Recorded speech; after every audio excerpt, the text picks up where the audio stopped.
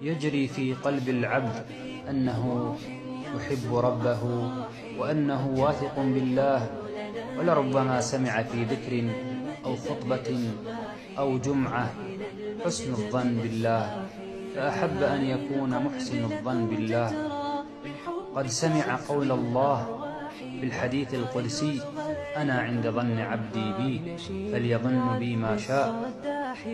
ثم لما أحب أن يكون محسن الظن بالله فيسلط الله عليه بلاء يختبر فيه بحسن الظن بالله، فيبحث عن وظيفة فتؤخر عنه، ويبحث عن ترقية فتؤخر عنه، يطلب أبواب الرزق فتقفل في وجهه، يبحث عن أسباب فتتعثر عليه، لكي يختبر فيما جرى في قلبه أنه يحسن الظن بالله.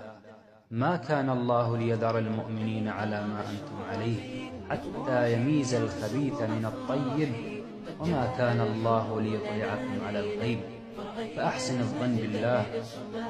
وإن جرى عليك أمور صعبة فاعلم أن هذا هو اختبار لك من الله، اختبار لك من ربك، فاصبر وأحسن الظن بالله وسيعوضك الله.